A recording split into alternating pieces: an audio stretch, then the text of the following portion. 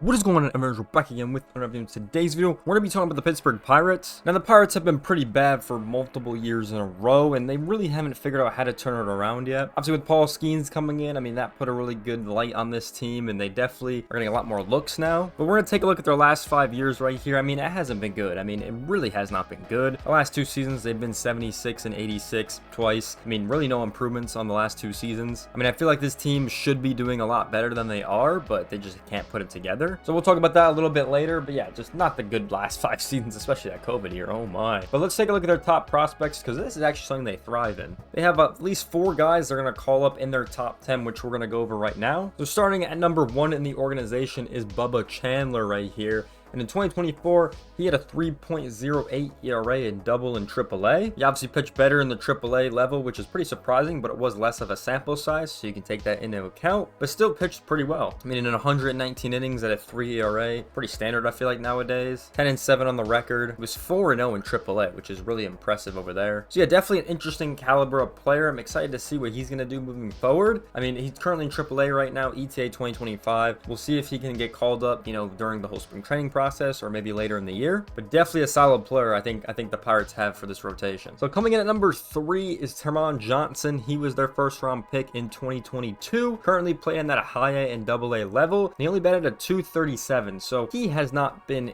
really great, let's be honest. I mean, look at his last minor league years, and it just really hasn't been good. In 252 games, he's only batting a 239 in his minor league career. Really not great. I mean, we'll see if he improves in AA. He obviously only got to play 14 games at that level in 2024. He's ETA 2025. I mean, we'll see if that happens, but I feel like he's going to be rushed if he gets called up this year, so I feel like it's not going to happen. He'll probably stay in AA as it is right now, but I just really don't see him getting called up. So coming in at number 4 in the organization, Braxton Ashcraft. He once again has been in the minors for a decent amount of time, as you can see, but in 2024 in Triple and Double A, he's pitched pretty well. I mean, he hit a 2.84 ERA this season. Obviously pitched way better when he got to the AAA level at a 0.47 in about 19 innings, so smaller sample size obviously, but even then I still think he pitched pretty well, and he is ETA 2025. Definitely exciting to see if he can get in there, you know, during spring training, pitch pretty well. That would definitely be exciting to have, but wait and see moving forward. He's obviously his whole minor league career is at a 3.94, so definitely still a little bit high. His first couple seasons in the minors, it wasn't really good, but 23 and 24 seems like he's able to turn it around a lot more, so that is definitely exciting for Ashcraft moving forward. The next player we have coming in at number 5 is Thomas Harrington. Now, once again, he's played at A, AA, and AAA this season. You know, he's been definitely getting worse, I guess you could say, when he's gone up the levels, which makes sense, right? Because it's harder and harder competition. But he still had a really good win record in AAA, at a 3.33 ERA in AAA, and then he pitched 117 innings this season at a 2.61.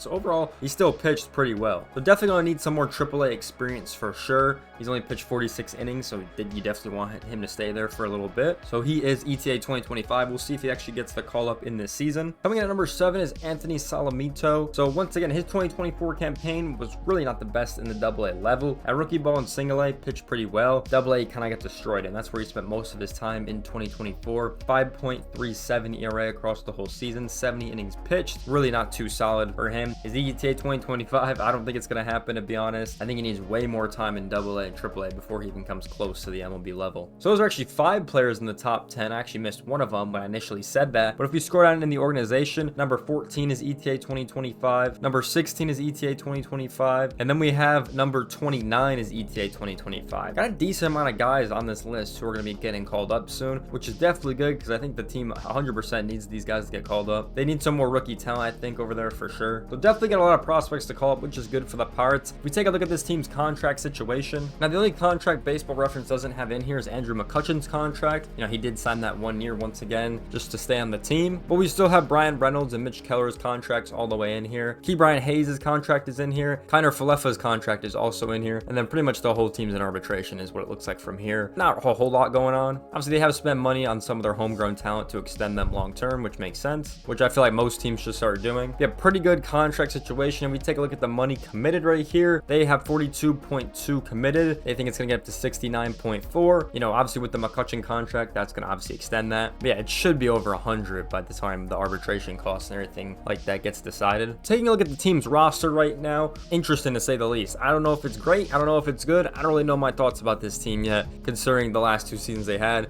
Let's start with this rotation. Obviously, the rotation is going to be good with Keller and Skeens there, right? I think those are 2 solid arms in the starting rotation to begin with. Let me look to the bullpen. Obviously, Bernard is still here as the closer. Obviously, had a great year. I think it was 22. He had that great season with the Pirates, so hopefully he can replicate something like that again. But we'll see how this bullpen does moving forward into the actual season. Now, taking a look at the starting 9 right here, a lot of good options, right? I mean, I think Joe Bart and Henry Davis are definitely solid pieces. Love to see Henry Davis actually get played because he's their homegrown guy, where Joe Bart they acquired from San Francisco. And then moving forward, Spencer Hurts should get the start at first base, in my opinion. It's interesting when you look at this infield because you think O'Neal Cruz would play short, Connor Falefa could play second or third, and then Keem Brian Hayes could also play second and third. So that's kind of your infield. They do have a lot of options they could go with for sure, but I feel like that's the simple answer, and that's probably the smart answer if I had to guess. And then the outfield is pretty interesting. You got Brian Reynolds, you got Jack Sweeney, Andrew McCutchen's out here. You also got Bay out here as well, who's looked pretty good. So you got a lot of options to choose from when it comes to this whole outfield situation.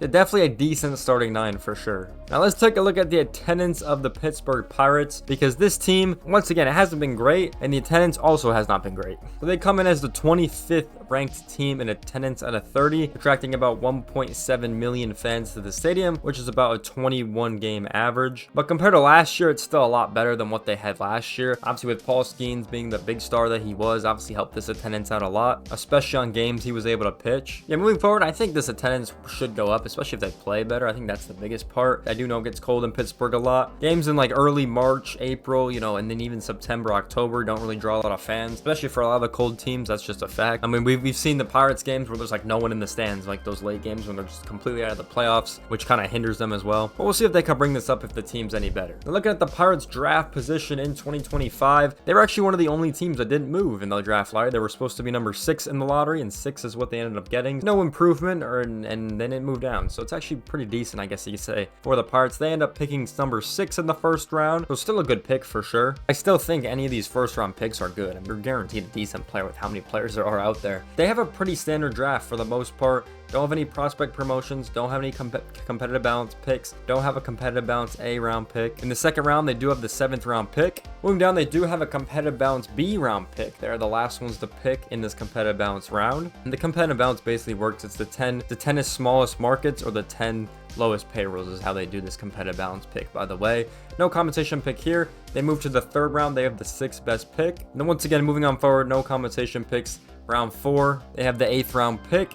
And then moving down, once again, no compensation picks. Then the 5th round, they have the 8th pick. And then for the rest of the draft, they'll be picking at number 5. So they have 21 picks in the 20 rounds, and then the competitive balance B pick. Pretty good draft for the Pirates right here. But my prediction for this Pirates team, I think it's gonna be a weird season. I feel like the NL Central is really good as well. I mean, with the Cubs getting better, the Brewers are always gonna be good. Even the Cardinals could be pretty decent. But I feel like the Reds and Pirates are just question marks right now. Like, we don't really know how this team's gonna perform. The only benefit they have is they brought back McCutchen. A lot of their other guys went. I just feel like they're not gonna have a good season. Like, in my opinion, I feel like this team's gonna be around the 70 win mark. I feel like they're gonna be right around there, maybe even 60 at that point. Not really sure. I just don't feel like they're gonna improve from 76 wins, to be honest. Like, I just don't see an improvement anywhere at all. So I feel like they're gonna be under what they did the last 2 years for sure. That's my prediction on this team, especially with the NL becoming a lot better. I feel like the NL is way better with the strength of players they have than the AL. So that's going to be another hard factor for them as well. But with that being said, where do you guys see the Pirates moving forward? Love to hear you guys' thoughts about this team and where do you kind of see their future. With that being said, I hope you guys enjoyed this video. Make sure to like, comment, subscribe. I'll see you guys in the next one. Peace out, everyone.